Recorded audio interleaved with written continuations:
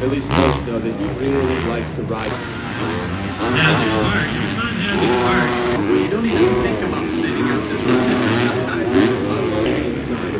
Because I know that statistically, I think I'm not expecting.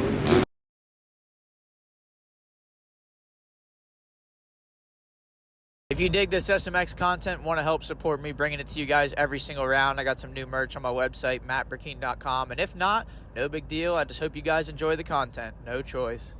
What up, YouTube? Welcome back to the channel, and thank you all very much for watching. I spent the weekend last weekend at round 1 of the Super Motocross Series at Charlotte Motor Speedway. This is some footage from qualifying. Obviously, you got Peacock that live streams all the fast laps and all that, so there's no need for any of that. So I just went to a couple different sections, tried to film as many of the top guys as I could through each section to try to do a little bit of a style check. And then as I was editing this, I thought it would be good to do kind of some segment timing and show you guys what everybody's times are through individual sections. There were some sections I wasn't quite able to get a good enough gauge on it, like the sand section, the finish line, kind of just check out how everybody looks. But through the clay rollers and the rhythm section, I did my best to get at least one good pass out of each top guy. I'm only a one-man show, so I did what I could, but there are definitely some guys I missed, and I wasn't able to get everybody's best runs. Let it roll. I really hope you guys enjoy, and again, thank you all for stopping by and tuning in. I appreciate it.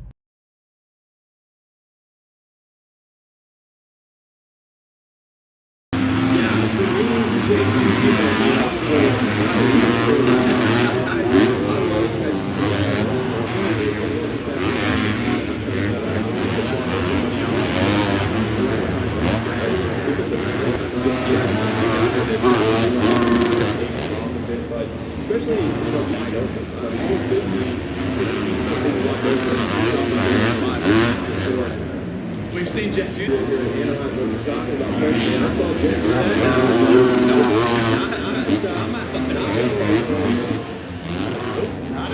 Hey, you were just looking at our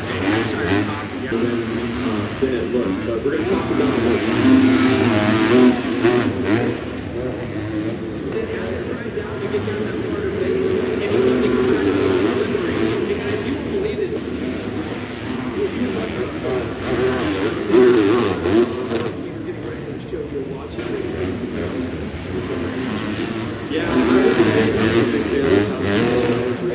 Especially being like here after the lift is split, it does look like it has a little bit of space for the power side.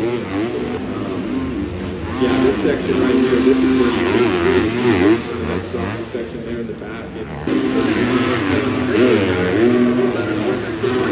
Adam, it's this weird math equation that we're trying to figure out. Dirt's very small. Did you ever go up there with a scoop ladder, or did you consider it last year? Best 250 times from the clay rollers, and it's Deegan on top. His energetic style is always good for sections like this. Uses a lot of body English to get the power on the ground at all times. Followed up by Levi Kitchen, who did a sweet little wheel tap at the end of the section, and then rounding out the podium, Julian Beaumaire, who was really good all day around the entire track. Bummer to see Chance Hyman rounding out the bottom of the list after a strong summer, but I guess he's dealing with a knee injury. And guys, I did the best I could, but clearly I didn't get everybody's best run, or even everybody in general. I'm just one man with one iPhone, so we did what we could, but we got these 11 right here. Say, Hayden, I think you got it. It's just like this jump during the week we did on Tuesday about that Star Racing team. They've got that in their back pocket where they can lean on the other 450 guys. Yeah, surprised to see Ty Massey off the top right now. I'm not. As we all are when we turn pro, we can be a little bit, we can make things out there, but he's growing up, he's becoming a veteran in the class, and he's into these corners, and you have dirt that looks that tacky and that good, and you have these berms, it can to not come into the turns too fast. And 143.4, really tight up there in that really the you see Ty making a little bit of a mistake right there. But to touch on Ty Masterful, great starter, a great motocross rider, needs to clean up his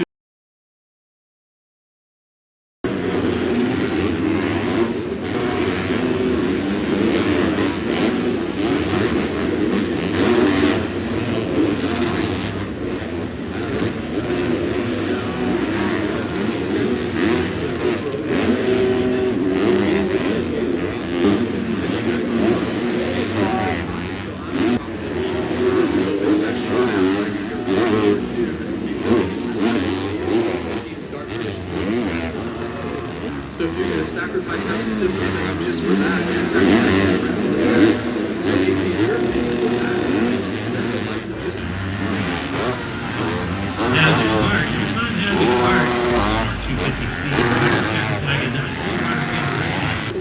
didn't give him the pop that he needed.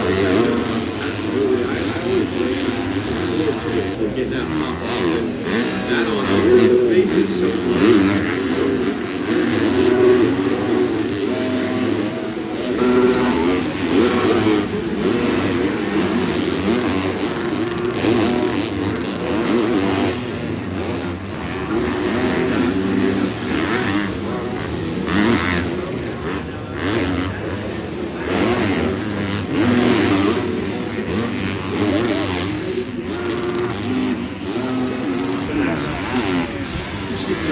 Good for Rich getting it out of the race to the south.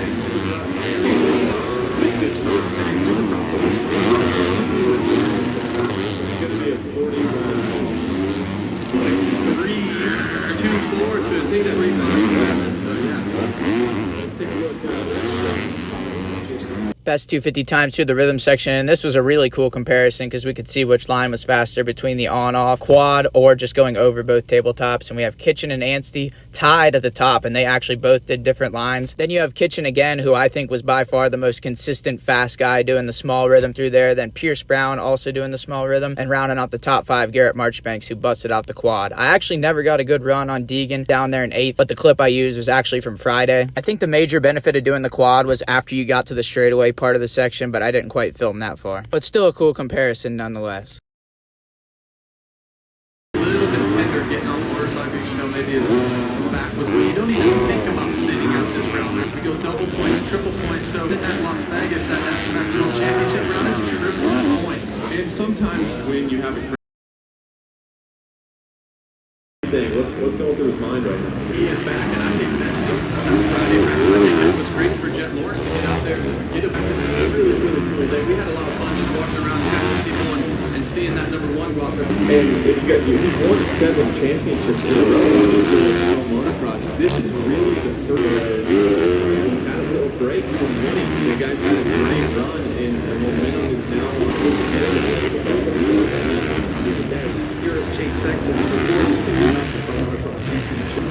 Yeah, you talk about momentum. There's number 4, Chase Sexton. Headed for a change of friggin' pants immediately. Since Jeff moved up to the 450, nobody's beaten him. He went undefeated last season in Pro Motocross. He's a defending SMX Races and kind of able to make some mistakes and work it out. And when you have somebody like Jet that always make that many mistakes, you can have like a little mental block in your head. And I think that can get 141-1 to the top. To the top. 140. Took the first shot at everybody back there. Leave out to Tomac just landed flat. Intensity on the podium a couple weeks ago at Ironman, the last Pro Motocross race. And actually, if he came back to race those last 2. Look at back at Tomac's career. How many times has this guy been out of speed? Whether it's Daytona, Atlanta, Easy on Daytona. He got history. Doesn't matter what happens. Anybody got Yeah, Eli is so. Best times from the clay rollers, and it's the Cowboy on top. Yee friggin' haw, baby. AP takes it with a 5.66. He used the low side to double in, then in a nice wheel tap triple. He was able to get power on the ground through the rest of the rollers towards the end of the section, and that's what put him on top over Jet and Sexton 2 and 3, Jet again in 4. And guys, remember, there's probably a lot of good runs through here that I didn't get. I'm only one man with one iPhone, so this is all I could get, but this is where we're at. And then here's our combined 250 and 450 times through this section. We got AP, Jet, and Sexton holding it down for the 450s, 1, 2, 3. Then we got Deegan 4th, and then Jet again 5th. And this section was really good for the 450s. As long as they got power on the ground, the extra horsepower would definitely help them excel through here compared to the 250s. As you see, the 250 riders round out the entire bottom of the list. It's cool to see how close everybody is in times, but then again, it's also cool to see how one minor mistake through a 6-second segment can lead you to be a whole second off. They hinder him later on in the auto. Feels good now. Do you think it'll Ride right now, and we all know that, at least most know that he really likes to ride the clutch, and he really dumps the clutching style. That's not what you would, teach a new rider to do. But if you notice, his 3/10 of a second faster than Jet. That's Eli took. Minute to go, and Dan, we call all the race day lives in Supercross. How many times did we go eclipse the guys in front? So let's see if he's on a. He looks like he's on a good one. He's to be the first into the 139 round. All How that did you know? 139.6 the week in Florida, but you never quite know 100%. Hey, has Chase gotten much better? Am I going to be faster than everybody? Yeah, that's one way to come out and make a statement right away. And especially, he's taken enough time off from racing and being out here where it's going to be a little bit more nervous. The split circle. Can you explain? Right versus left. Right, so a lot of the guys prefer left, as you see, the guys have their left front, and they're very cool and have time to get you.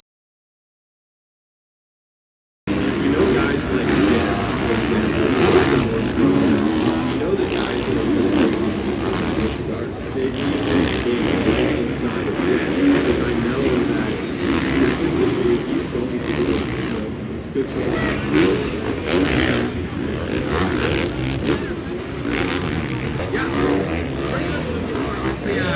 First fast I'm going to try to do, I had to put in half a second to the left. I wanted to go again.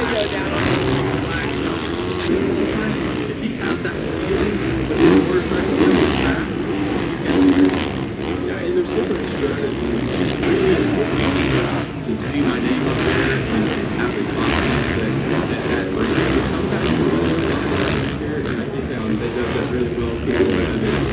To each their own, but it looks like we're on second better than anybody right now that came from qualifying one earlier today. And we see that 250 group, they were about 2 seconds left to the track was part of it. We had passed it. You mentioned in that 250 qualifying you thought you did, and that maybe we had passed that for the track's the fastest of the day.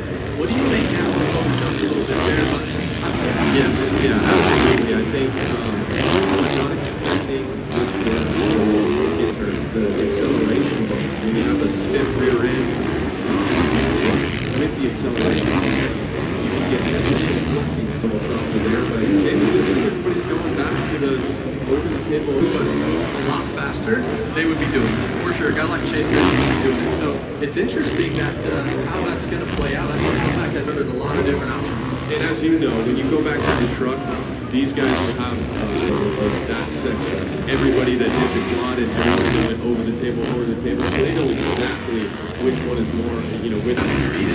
What's crazy is it's really only 2 minutes left in the section. So that's why I said there would be a 30 a little bit. So it was a, 43.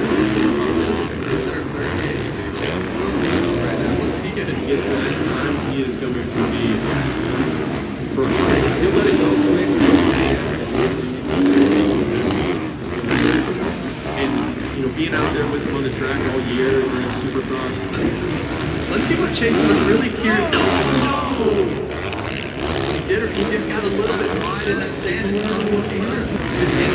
comes in, drifts wide right here, gets to the end of the track. His front end just starts to push.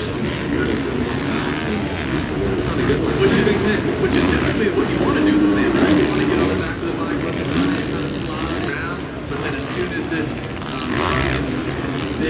just had to be still, that was the same section, different section, and it was different too.